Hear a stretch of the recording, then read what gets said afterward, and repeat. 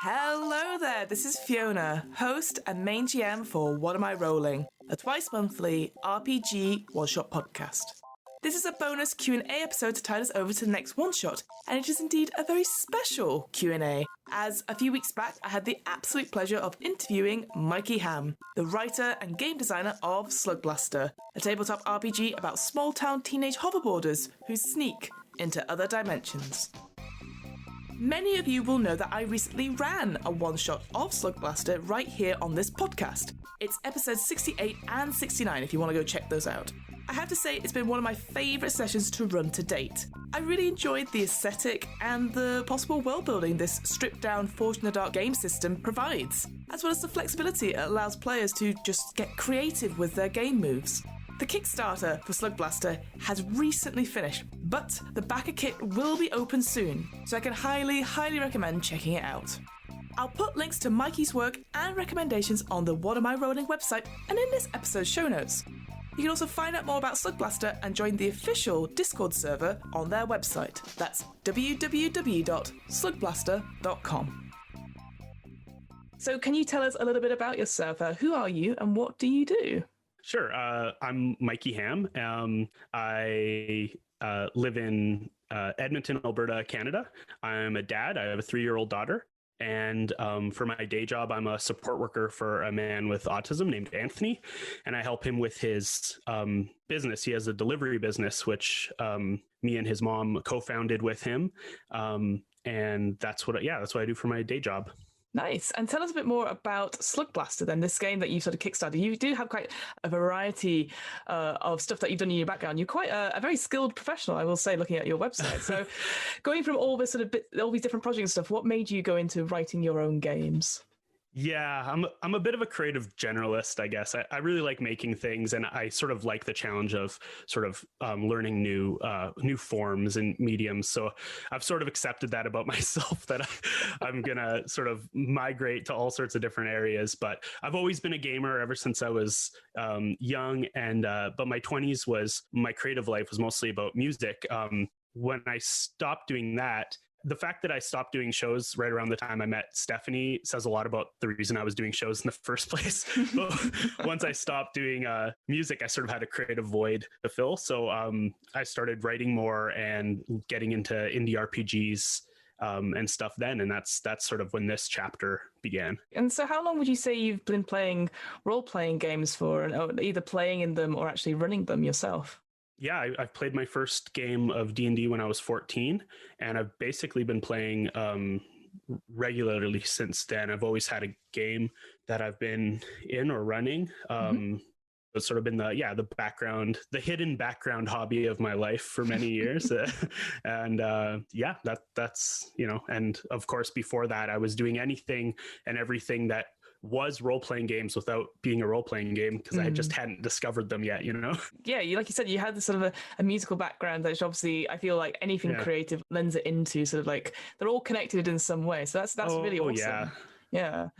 I feel when you have a few different mediums that you sort of played in, you see those similarities, and you see how something you learned editing video now applies to to editing a role-playing game, or or writing, or it all sort of flows together. So in terms of writing in general, because obviously, like you said, you've done some short stories and stuff I saw on your website. So they seem to be particular horror oriented and stuff. Is that like your favorite genre, or is that one of many things, I guess? Yeah, I really like horror.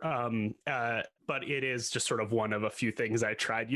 I have this thing, I realized the other day, this might be not the best way to live a life, but I have this thing where if I find something I really like, I want to try it myself. I want to try making it myself.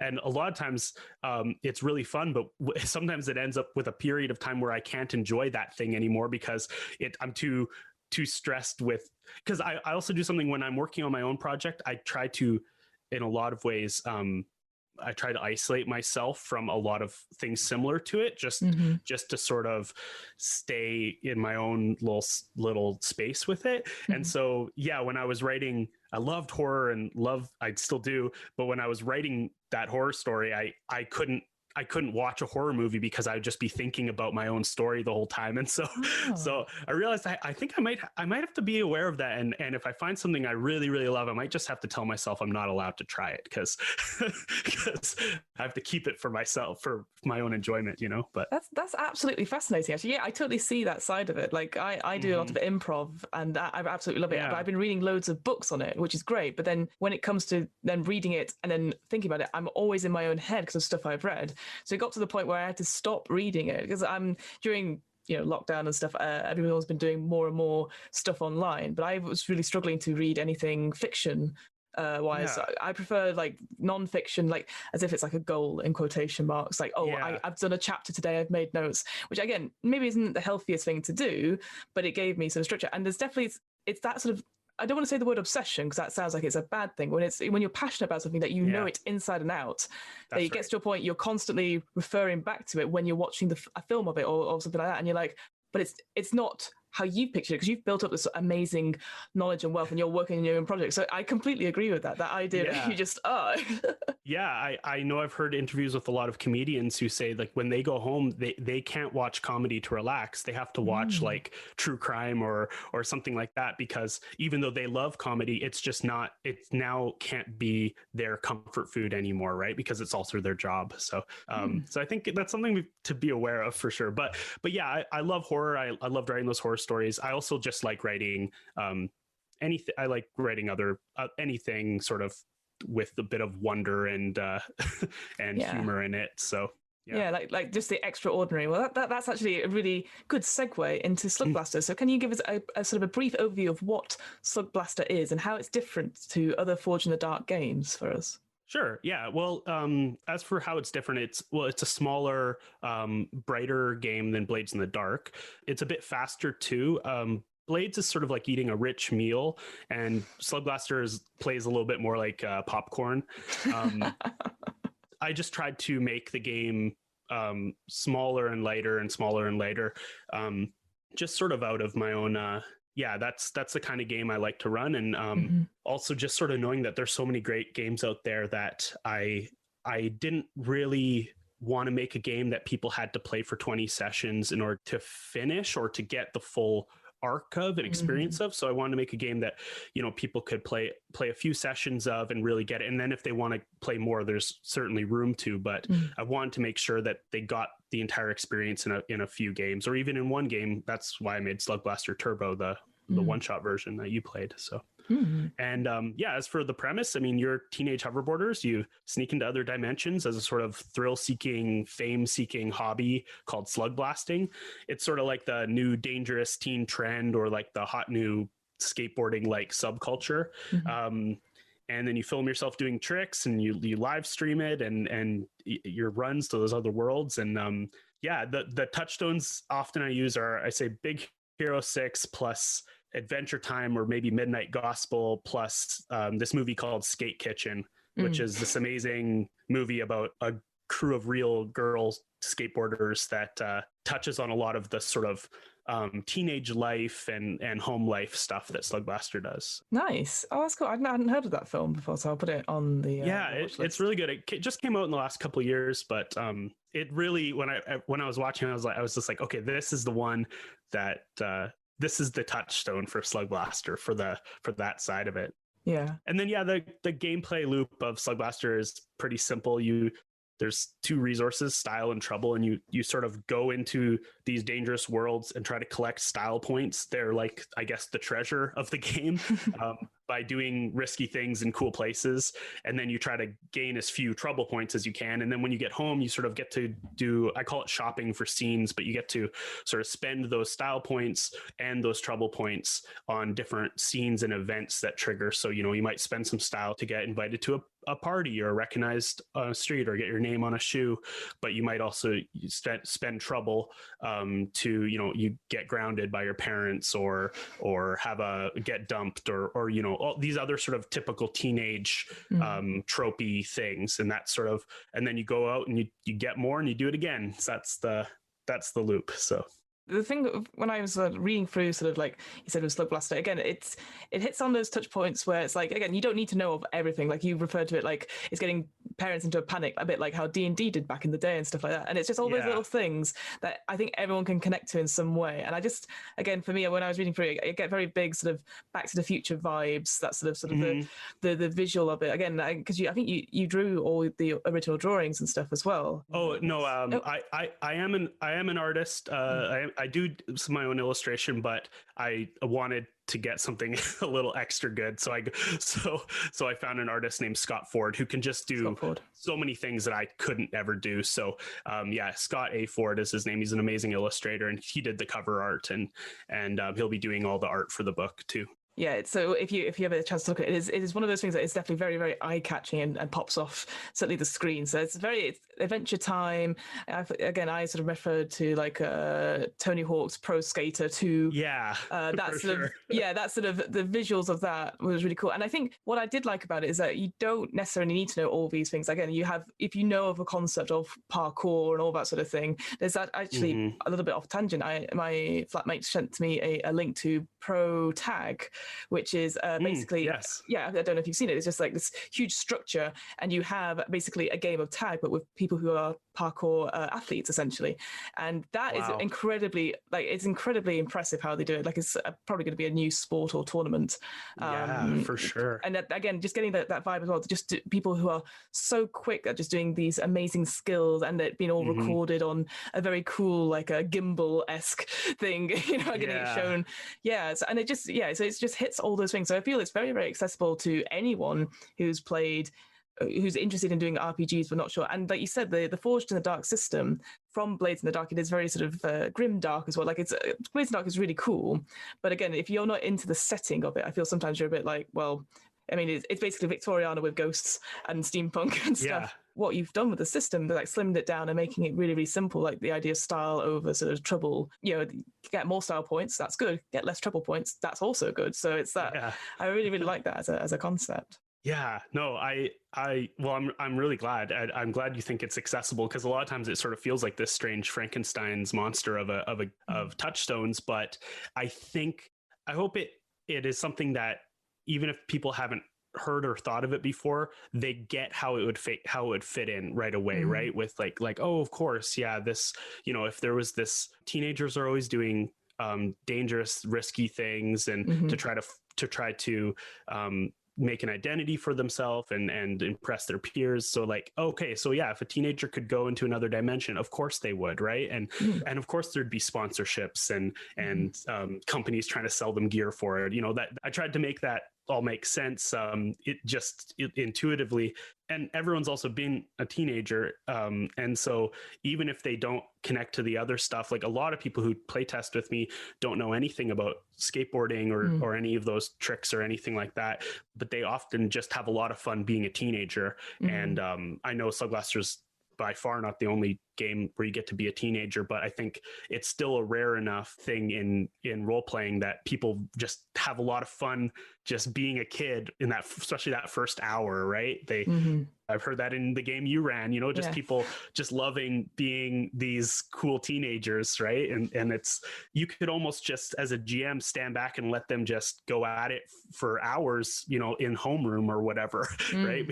Before you're like, okay, let's get an adventure going, because they just tend to have fun being kids. That's a really good point you sort of brought up. There are plenty of role-playing games out there that, you are a teenager in some respect. From what I remember, they mostly are romantic ones or horror ones. So like Monster of the Week or what's Monster it called? Hearts. I was like, I'm sure it begins with Monster as well. Yeah. Monster Hearts or Tales from the Loop, which is about mysteries and things like that. Yeah. Whereas this one with Slugblaster, it's nice to have a game that's centered around a collective, like a sport in a way. Again, quotation marks, but it's that's something that's passionate, isn't it? Well, yeah, it's an action game, right? So, and yeah, I mean, I love mystery games and I love horror games and all that stuff, but I really wanted to make an action game where that was the lasers and chases were sort of the focus. Yeah, and I think for me, because I've never really ran Forged in the Dark games before. I've played in like Blades in the Dark a few years ago, and I remember what I do like about that system is that, again, in case you haven't listened to it, although you should listen to any of the one shots we've done on What Am I Rolling, but especially the Slugblaster one, is that the game mechanic is so simple in the fact that you roll at least 1d6, and then using any skills or kicks or anything like that, you roll the d6, and then the highest number shows how much success you have. So a 6 means you succeed, 4 or 5 you succeed, but there's a problem, and then 1, 2, or 3 you don't do it, and there's a problem. And I just thought, I like systems which are just very straightforward like that. Like, I think we get, obviously, and there's nothing wrong with having crunchy systems with lots of numbers and trying to work stuff out. That's fine. But I feel nowadays, especially if we're doing more and more online gaming, the last thing you want to do is spending hours totaling up scores and stuff like that, especially if you're not in the right headspace for it. So I just quite like being able to be told that you succeed, there's a problem, mixed success, and everything. And I just think it allows so much more for storytelling and adding flavor to it, which I think, and it's not just for the GM to run it as well. It's for all the players to add that flavor to it, so they know, like, oh, something goes wrong. Like, you could definitely ask them, so what do you think goes wrong? Yeah, and I just like that flexibility with Forged in the Dark games. Yeah, me too. I love that. Yeah, sort of those narrative results, right? Which are great. And I know as a writer that really connected to me because the best writing advice I ever got for writing fiction was for every scene that you sort of ask the question of what were they trying to do? And then the answer has to be yes, but, or no, and, right? In fiction, because you want the story to keep propelling itself right until maybe the end scene where they can have just a solid yes, yes, they succeeded, but you can't leave it in fiction until you get to that point. You always have to have something that's going to keep propelling them forward. And I think that must be what's inspired all these indie designers who really, really invented these kind of fail forward mechanics and things like that, right? So. Yeah, definitely. And you just sort of mentioned earlier the Slugblaster Turbo, which is yours, an even more streamlined version of Slugblaster. And what I was going to say, appreciated it, was that you created it originally as an accessible online document, the reason I sort of mentioned this is because before this sort of thing shutting down, I did a lot of my gaming in person and recorded in person, and I rarely did any gaming over the internet, just because I was like, well, I'd rather go see people in person and stuff like that. But obviously, since everything's shutting down, obviously all of the stuff has moved online, and being able to have accessible guides that I can send to people that they can read, and then we can collaborate on together. It's incredible to see how many RPG books aren't in like just simple like text with fonts, just simple fonts so that you can read them, sharing like a document and then transcribing it over. So I know it feels very self-congratulatory, but I think yours was the first game I saw and I was like, oh my goodness, I could just share as is and I don't need to edit it at all. It's very straightforward. Well, I'm just so happy because I kind of felt like a big swing to make this game entirely in Google Sheets, because I was like, this will either serve the exact purpose I want, or it will be a complete flop like thing. And I think the result has been sort of mixed, where people who actually use the document to play love it, because it does really work to use a shared Google Sheet to play the game. It really does work, but the problem is it's not super fun to buy a link to a Google Sheet or to even just read you can't really read it on your phone. So I did just this week make a traditional PDF version of that one-shot kit, which people can now get. And I saw a lot of people come out of the woodwork and be like, okay, finally got a chance to read this, really like it, and I could just tell, like, yeah, of course you didn't want to just read a bunch of tabs in a Google Sheet, right? So I think that's the thing. It comes at that difference of, a lot of times role-playing games are two things. They are the system you use at the table to actually play a game, but in a lot of ways they're often just books that people are reading for the enjoyment of reading them. Because I think it's very disproportional the amount of game time people have versus the amount of time people like reading and thinking about RPGs.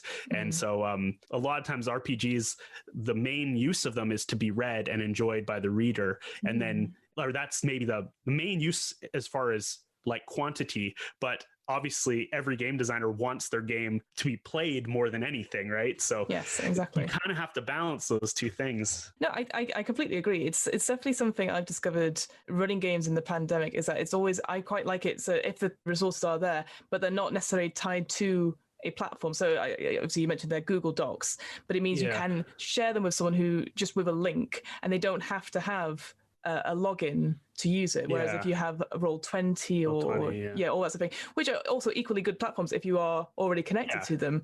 But I feel like the barrier to access, certainly when it's just an online accessible sheet like that, and especially if you're getting new people into playing RPGs or even running them, it's one of those things where, like, certainly for me, like, I really struggle to read huge PDFs as block text myself. I can do it, but I have to, very shamefully, I have to take the text off the PDF and put it into a Word document and then edit it. Just so, because then it will go through and read it. And it's just because normally I read print books and I don't do that anymore because I'm not commuting anywhere. That's right. It's that sort of thing where, again, and of course this is for, like you said, like some people would only read PDFs instead, and that's totally valid as well. So it's just nice to see, I guess, and I'm sure you had this off the bat, it's just be able that everyone can access it. And I think there is something about I definitely see that with people just reading books but never playing them, and that's a really interesting thing. Again, for me, I get very excited and I go, well, I want to play this now. I want to run it and see how it works. But again, not everyone can do that or wants to do that, and I just absolutely. I think the daydreaming is a huge part of the hobby, right? Like I think that's where a lot of the value comes from, is the anticipation before the game, right? Of the, wow, what will my character be, and fiddling with this little thing. And so I think a lot of people have different RPGs can be a lot of different things for a lot of people, right? And so as a designer, that's a challenge because it also means everyone wants a slightly different format and things. So you kind of have to keep those different design goals in mind. And you're never going to find the perfect balance. But the more you at least know what the design goals are, what the context that people are going to be enjoying your thing is, the better you can probably do at least striking your own vision. And the other thing I quite like, so not only are these Google Docs, I know we're talking a lot about Slugblaster Turbo here. Yeah, good. What I quite liked about it was that obviously for the players, you got those, but you had at least 2 sheets dedicated for the GM, which could help you randomize monsters and encounters and stuff. And as there for inspiration. And honestly, that is so helpful. Like, again, when you have like quick start things, they are there, but that extra sort of, I guess on your side, obviously a little bit of formulae or whatever, just in the Excel spreadsheet, but it helps so much because then you could just randomize it and go, ooh, that sounds good. Or if they don't like it, they could just do it again or pick. And it's just nice to be able to do that so quickly. And anyone can, well, if the players are looking at the sheet, they can see it as well. But it's just so nice. And again, I'm not explaining it very well, but in Slugblaster, there's these things called the progress track, where if you're solving a problem, you have to complete certain amount of letters in the progress track. And then once it's complete or once it's filled up, then something will happen.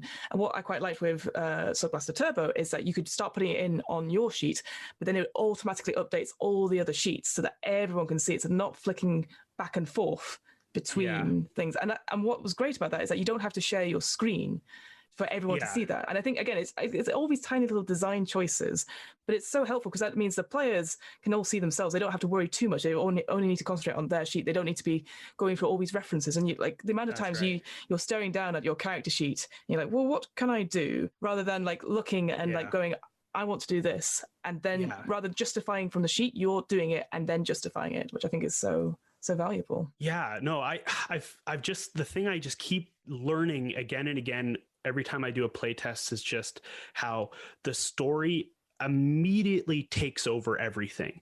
And no matter how simple you've made your rules, no matter how simple you've tried to make everything, a good 50% of them are going to be completely ignored because the table is just instantly more interested in the story they're telling than any of your rules or mechanics. So that's why I just kept going simpler and simpler and tried to make things easier and easier, because I just was like, every time I'd run things, I'd realize like, oh, they didn't even touch this mechanic, or they didn't even look at this ability, or they didn't even read this thing. Like, because Of course they didn't. There's something more interesting happening right there, right? They're more interested in their best friend isn't listening to them or something, right? Like in the story, they're more interested in the relationships and the action of the actual story. So it's not like players are dumb and you have to make dumb things down, but you do have to shrink things down into really bite-sized portions just because they have so much other stuff that's more important things to think about, and especially the GM.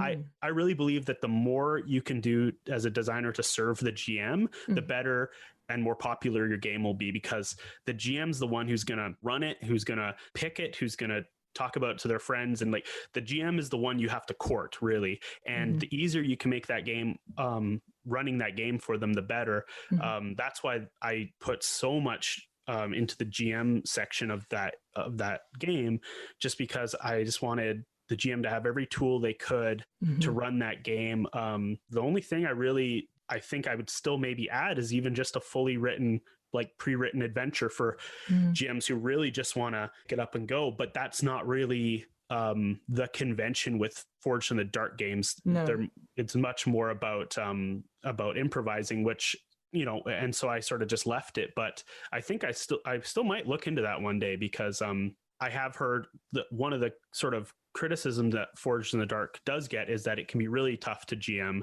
because you have to make a lot of arbitrations in the moment, with where essentially, you know, each encounter you're almost designing your own little game, because you're picking how long those clocks are or those progress tracks, and you sort of have to, you know, come up with that. It kind of is a designer's game. For the GM, it sort of expects a bit of that designer's mind on the GM, and that's fine. But I think I'd like, if I can make it easier and easier on the GM so that even a new gamer could run it, then that would be the ultimate goal, right? Is like, if I could give this to my mom and sisters, and my one sister is a gamer, but my other one, if I could give it to them and they could figure out how to play it, then, you know, you've made something that is actually accessible. There's something between having a written module, which is like 200 pages long, like a D&D book, and then like half a page, which is just sort of story beats, and it's getting that balance right. And I think that's what I really liked about your one-shot premises. So obviously in Slugblaster Turbo, you had, here's some ideas, and there was just a paragraph. And then here are some major NPCs, here are some major corporations you need to know about. And then you can just weave stuff in it. And I think having prompts like that is so helpful to, like you said, GMs who are like, they just need to be prodded in the right direction. And I think, again, I know it's very self-congratulating on this point, so I appreciate it. People are like, but it's what I liked about it was just like, I could pick these things, and I just spent half an hour just writing like, okay, great. And then you had something. And then when eventually, as you said, the Forged in the Dark games, players can just sort of go off and do their own thing. Yeah. You don't have to necessarily justify it. You do have a plan, but you can always go back to it, and you don't have to stick as religiously as you would do to, say, a pre-written module. Yeah. Forged in the Dark GMing really is about reacting more than anything. And really the most important thing a GM has to do is just keep serving challenges up to the players, right? Because that's the only thing that they can't, well, I mean, they even can, but that's the only thing players tend to not do as much for themselves, as provide themselves obstacles and challenges. That's all you really need to do as a GM. They can tell the rest of the story, you know, they can come up with their goals, they can come up with their plan, and you just have to throw wrenches into it and watch them deal with it. And you are their humble servant, and your job is to serve them plate after plate of trouble and snakes, you know, just all sorts of terrible things that they have to deal with. And if you can do that, you've got that's the main thing a GM has to do.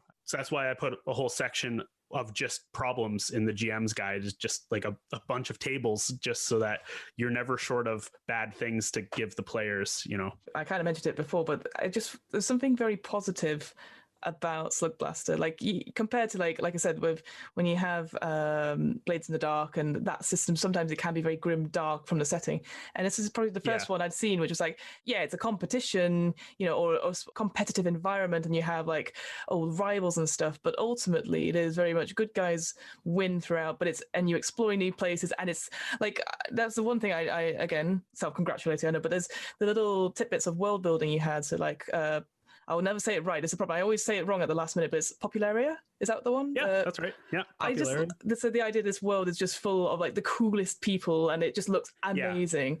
And in my head, I had this idea of like it's a fisheye view of this world, and you're just like, that'd be so cool to go enjoy it, because it's just, again, a simple paragraph description and some ideas of what could be there, like some structures and stuff. Yeah, and the same with like the Golden Jungle and Null. There's just this void and stuff like that, and I just like that these are like little off points that they could go visit, but then you can make your own, and you don't need that much description, because like you said, you give them that prompt and the players can then fill in the rest themselves, because it's all about the storytelling and flavors and stuff. So yeah, I find that stuff so rewarding to write too, because I love world building, but it's nice in a game that you don't have to fill in everything. Like Agreed. you can just write the parts that you're really excited about and give that synopsis, and then people can take it and do with it whatever they want, right? I mean, I just had someone say, so is Popularia really a different universe, or is it like a wormhole to just the big city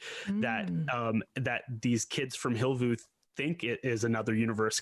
And I thought that was such a great interpretation. That's not the way awesome. I originally thought of it, but I think that it, like, I do imagine Popularia with like a different colored sky, for example, but I thought that's a great interpretation, and they are free to do that, and that's, it's so fun to write those little things, because they're not long. You just pack them with color and little details that you try to provide little details that each themselves is like a spore for a whole story, but then they get to write those stories. So we'll move on ever so slightly, because obviously we've talked a lot about Slugblaster. You mentioned before, like, obviously with RPGs, that some people do read them rather than play them stuff. I wanted to know, like, is there any particular RPGs that you've read or run that you're like, not necessarily inspired Slugblaster, but inspire you, or you like really running or reading? I love Fiasco. That was pretty much my first indie RPG, I think. And it really opened my eyes to a lot of things, like just so many things that could be different, like GM-less play and just a completely different structure of a game. And it also just, I was so fascinated by that genre emulation, like emulating that very niche, very narrow genre of a Coen Brothers movie, which is such a specific thing and does have such a specific structure. And that was so exciting to me, because I love sort of the structure of these small little like sub genres. I find that stuff fascinating. So seeing that, you can codify this into a game, and like, and that's so great. And so I love that. I love Grant Howitt's one-page games, and really all one-page games. They're so fun to read, because you just, you get to see this one single idea expressed on a page, and you can really see how it's working. Like a lot of times with a big game, it's hard to zoom out and see how all the mechanics work together to create a specific kind of story. But with a one-page game, it's very right there, right? So it's fun to do. And I love horror games. I like Cthulhu Dark and Fear itself. Again, a lot of really careful genre emulation in those games. Same with Night's Black Agents, which is probably a little too crunchy for my table, but I guess we'll see, because I'm going to be running it probably next year for my group. But I just love the world building that Ken Hite does in that, and it's just really fun to read that stuff at the very least. So that's another example of how there is a lot of the value of that game is just in the reading, and reading this really cool world with a lot of real world history and locations, and then seeing how the author weaves vampires into it. I think that stuff's really fun. I was thinking, I've got it back. I've got Night's Black Agents Solo Ops. Yeah, I have that too. Yeah, I've yet to play it, but it looks so much fun. Oh yeah, it's good. I ran that over play by post with a friend for we've just done half a chapter, and it's really good. I think that might be the great sort of culmination, like, or almost like it seems like they really figured out a lot of things about that spy genre in that book. So yeah, that's cool. I totally agree. Like when you said Fiasco, my eyes lit up and I was like, oh, yes. Because, I think I've only ran it once or twice, but with different players and obviously different play settings with it. Obviously, again, if you've not played Fiasco, basically everyone gets a chance to have a scene with someone else. And it's very dependent on how you are playing that character and your wants and needs stuff. That means that you succeed or fail rather than dice rolls.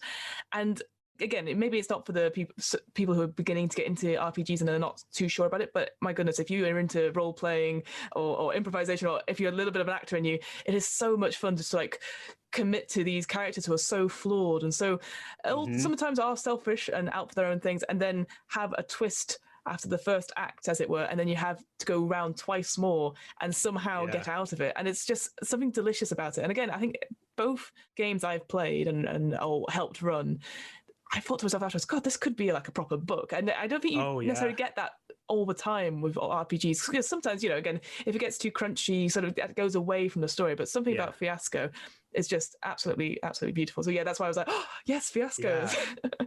I swear that the writers of the Fargo TV series have been playing that game, because some of the Fargo TV series like arcs are like perfectly lined up with the structure of Fiasco, and so it's amazing. But yeah, I agree. I think it's it really depends on if you're going to introduce new players to RPGs. You got to figure out, are they the kind of person who role playing will be the big challenge for them, or who complex game mechanics will be the big challenge? Because if they're people who are like actors and improvisers, Fiasco is a perfect introductory RPG for them, because there's hardly any rules. They can just pick it up and go. It's basically slightly elaborated theater sport, right? But if they're people who role playing is going to be the thing, that is not a good game to introduce them to. It's like throwing them into the deep end. I made the mistake of doing that with my wife Stephanie, who like that was the first RPG she ever played, and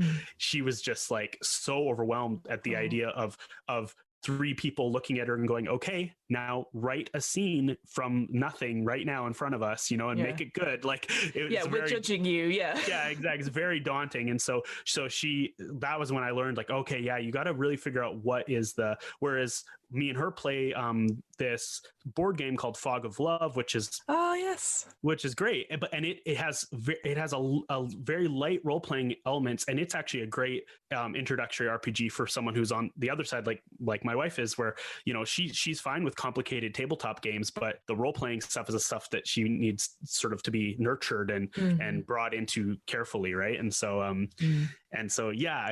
Fiasco's just great, especially if you have a bunch of like jokesters in your group, right? Definitely. And I just and again, I'm like, Fog of Love, I've got that in the other room. I've played with my partner a few times, and first of all, it's such a beautiful beautifully illustrated and stuff, and it's quite nice again, because it's like you said, there's a lot more rules, again in quotation marks, but it's great. And again, I will say this, you don't have to play it with your partner at all. You can play it with anyone, and you still get an enriching experience from it. I think that maybe sometimes people are like, oh, but it's clearly for people who are in a couple or a relationship, and you're like, no, that's not true at all. No. You can have a lot of fun no matter what, right? You can. I've definitely had an argument with my partner after it, because they deliberately were like, I'm just going to say no to everything. I was like, no, it's me. No, it's beautiful. Me and Steph have played a few times, and sometimes we like, very purposely are like, we're going to tell the most heartbreaking like disaster of a romance, and it's really fun. So what would you say is your top 3 tips for if they want to start writing either their own stories or their own work, or think about game design? Yeah, I would say for writing, my main advice general is just engage the senses with your writing, and provide little concrete details as much as you can, rather than sort of general abstract things. And especially in game design, especially if you're doing indie games, there can be this temptation to you're worried that you need to account for every option. So you want to be able to please everyone and make everything as general and versatile as you can, but that's not really the way to go with an indie game. You want to go narrow, you want to go very specific, and you want to tell something very colorful and concrete and specific. And then the beauty of RPGs is that you can always put something else as an option and let people write in their own thing, right? That was my big my favorite thing in writing Slugblaster that I figured out is like, okay, so for in these character details, I can just put stuff very out of my own head and like very much just my sensibility in there. And then I can just provide the option, put a blank space and provide the option for people to write in their own instead. Mm-hmm. And that way I get the best of both worlds. I get to tell my story, but I also provide a way for people they can always veer off and do their own thing. Right. Mm-hmm. And you know what, from all the playtests I've seen, people sometimes use that blank, but a lot of times they're happy to play with the details that I provided that are very much out of my own head and my own experience. And that, you know, they're happy to play in that world. Right. And so, so, you know, if you're a designer, like, don't be afraid of leaning into your little weird things. Like you don't have to water it all down for everyone else. Right. You can, they're RPGs. People can always break the rules if they want to, or, you know, I had someone who really wanted to use rollerblades instead of a hoverboard, and they're completely free to do that. There was nothing stopping them. They just, all they had to do is say it, and they did it, you know, and like, it was that easy. So that would be my main piece of advice, is to get really specific. And then also, yeah, like I think I already mentioned this, keep in mind that game books are both a technical manual and a piece of art, and you're always going to be balancing those two things, and you're never going to get the balance perfect. But if the more you're aware of it, the more clear and enjoyable the process will be for you, to at least in writing it. To take whatever idea you have and make the smallest version of it first, because game design can swallow years and years of your life if you're not careful. Everything takes 10 to 20 times longer than you think it's going to take. So I would really suggest that if someone's going to write something, don't write a book first, write a story, a short story about your idea first as a test. And the same way, if you're making a game, try a 1-page version of your game first as a test. I kind of wish I had made Slugblaster Turbo first rather than after I'd sort of made the full game, just because I would have had more fun getting it out to people sooner. But you know, you live and learn. So I think that's what I'll probably be doing in the future, is making a small thing first and then going from there. So what a great segue. I was going to ask, have you got any other, I know obviously you're working on Slugblaster now with the Kickstarter finish and everything like that, but do you have you got any other projects you've got bubbling away at the back that you're thinking of, or is that too far in the future yet? No, that's exactly how I would word it. Like I've cleared the counter for Slugblaster, but I have I have things bubbling away for sure. I think it'd be fun to make a quick hack of Slugblaster about like girls with horses going on adventures, where like the signature device instead would be the horse, and I'd make it like a coloring page that people can like just color their horse, and they'd probably be a little one-shot thing or something. But I just need I have a couple people that have reached out to me, but I about this now. But yeah, I really just need to find someone I can write it with who knows more about being a girl and also horses than me.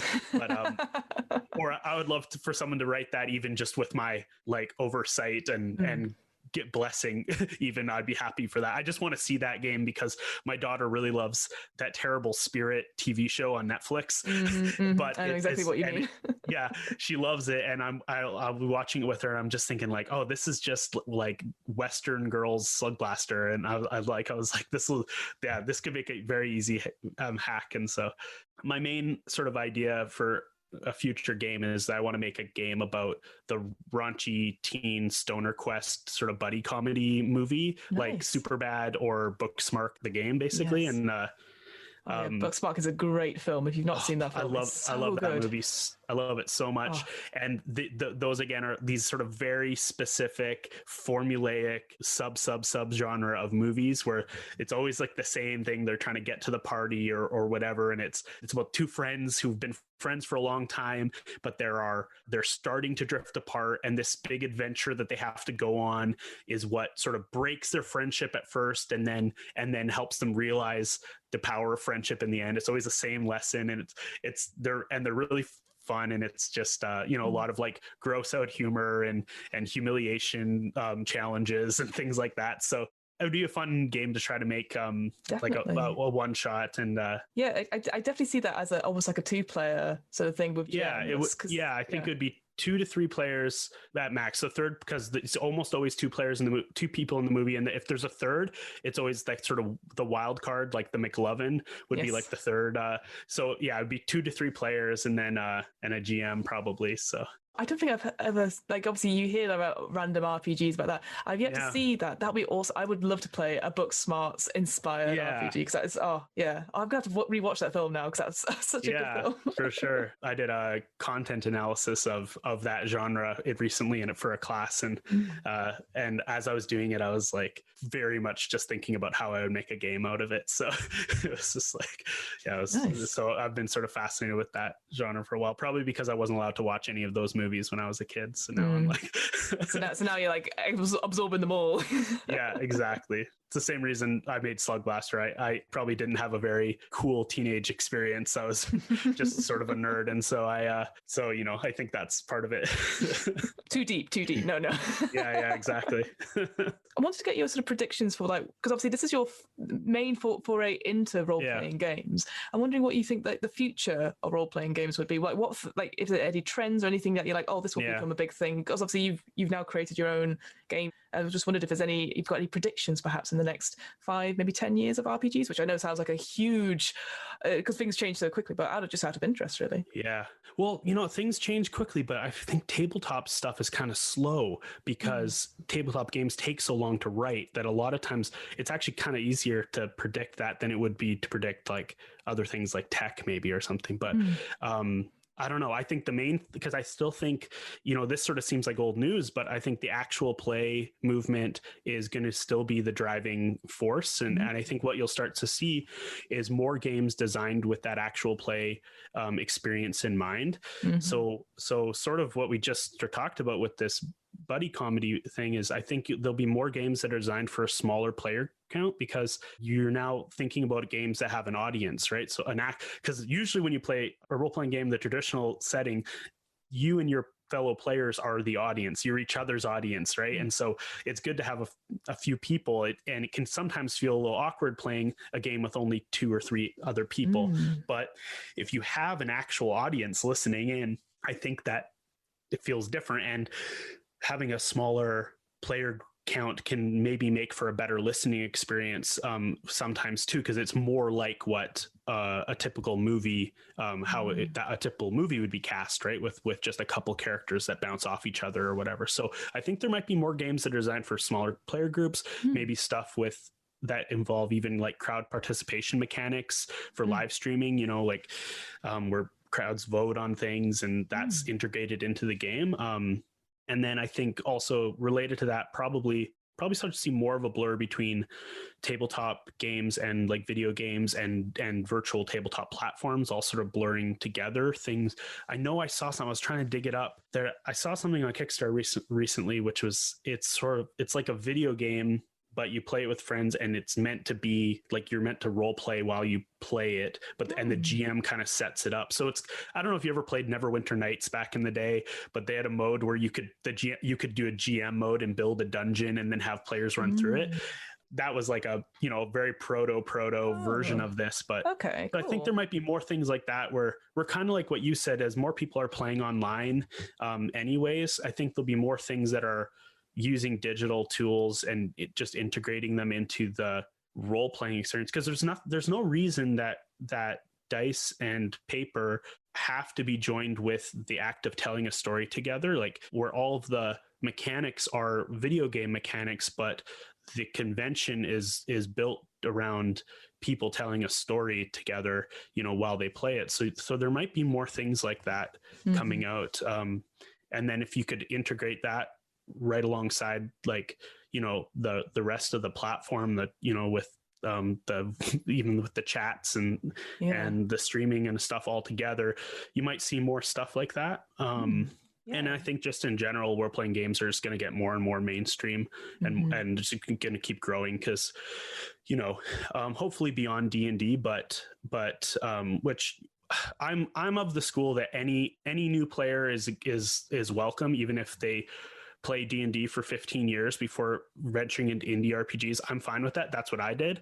I think that's totally fine. So I'm just happy to have anyone in the hobby, but I think that's inevitable that that it'll just keep growing. I mean, I think there's a D&D movie coming out now. I just saw something about it. I did see that. You know, exactly. Like, you know, and you know, if it's even halfway good, that will bring a lot of new people to it. And all it would take is for one of these really big actual plays to even do one season where they play an indie game or do a spin-off show, and you'd get thousands of new players trying indie games. So I think it's going to happen.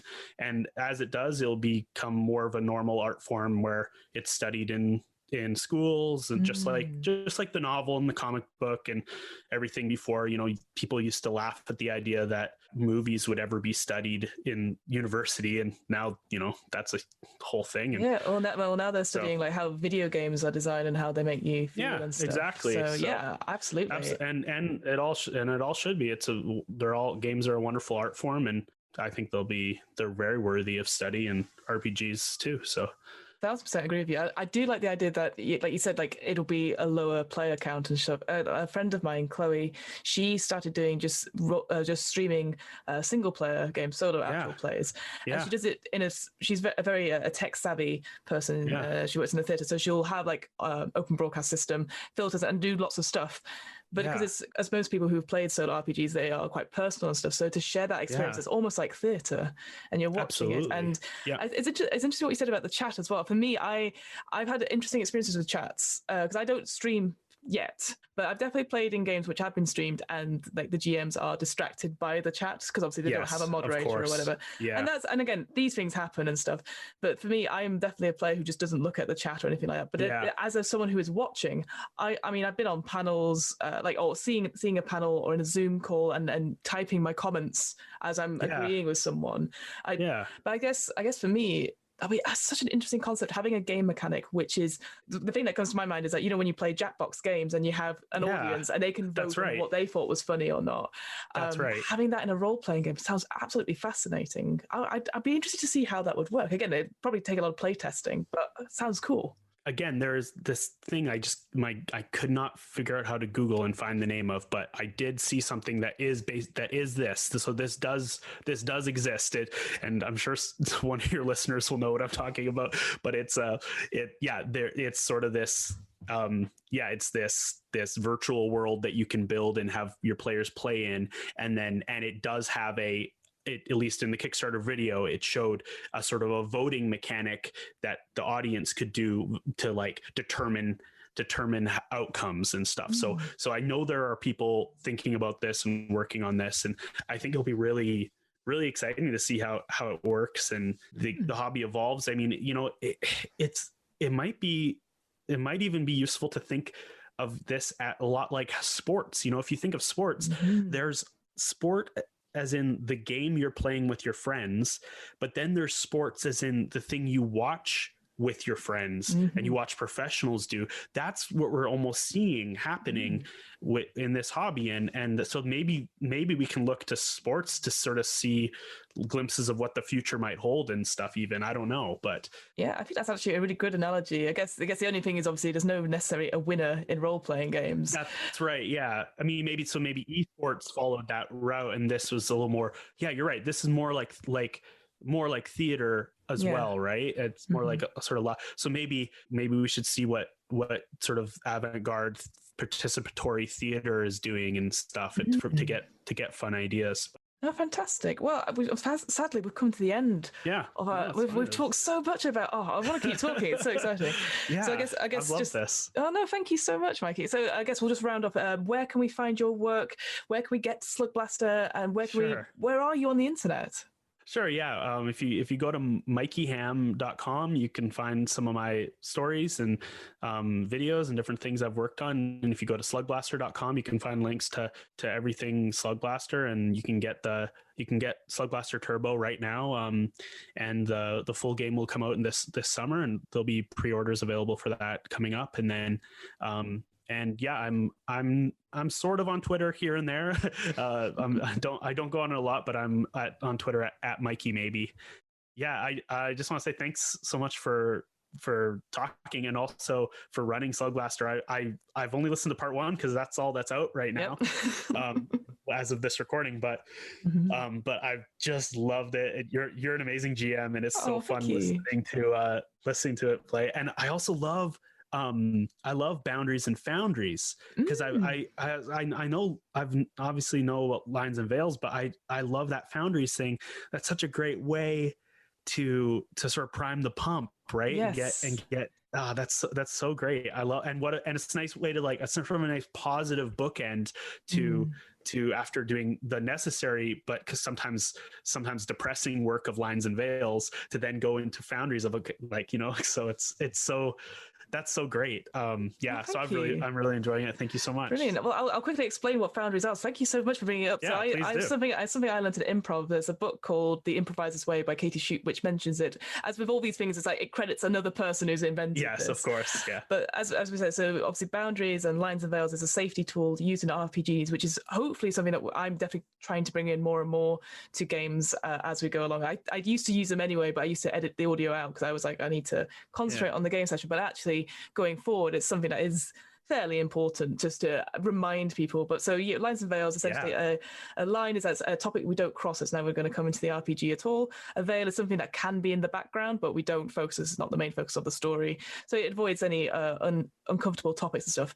As you said, Mikey, it's one of those things where a lot of people go, well, I don't like this and I don't want this to happen. Oh, this could happen to someone else, but not me. And it can sometimes it can suck the energy out of the room a little bit, because you're ready to play, but you've got to be like, oh, I don't want to upset or disrespect someone or anything like that. And that's totally understandable. I also know as a GM, my experience has also been, like the imp of the mind, like that don't think about pink elephants thing. Yes. That often happens to me when people are like telling me their lines. I'm just like, oh, this is, for some reason, my brain can only think of the stories that would go in that way. And it's like, obviously I never do that, and it's a terrible thing, but it can really get in your head as a GM too.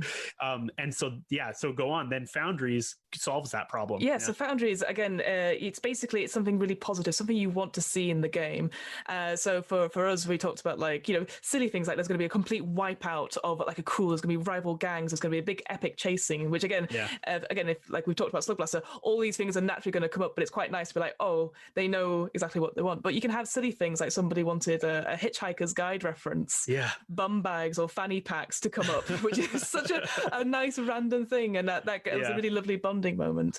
But it can be absolutely anything. It doesn't matter how big or small. And what's nice about it as well is that if you can't think of one, you might come back to you later, and you can just like, oh, I'd love this to happen. And then the idea is that if it does come up, or the opportunity does come up, all the players make an effort towards it. And what I do find is that even if when you mention it at the beginning, at some point, whether you intended it or not, sometimes a player will be like, oh, and this happens, and you're like, that's fine, that's perfect. But suddenly people are like, oh, and then they work together, and it's almost as if it's like, again, like improv, it's like they've magically put it in there. Right.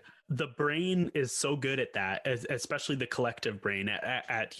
You give it even a hazy goal, and it will veer towards it. And so that's such a great way to sort of just set your game off in the right direction. I thought that was really good. I'm going to be using that for sure. So. Oh, brilliant. Oh, I'm so glad. Katie Shute, who wrote The Improviser's Way, she'll be very happy that Foundries come out. Yeah. Brilliant. Well, thank you so much, Mikey, thank you for talking to me. Yeah, thanks so much. I'm hoping to do more of these special bonus Q&A episodes in future, including Q&As on the one-shots we've run here at What Am I Rolling? If you have a question you'd like to send in, please send them along to the following email address. That's whatamirollingpodcast@gmail.com. And that's it. Great. See you next time.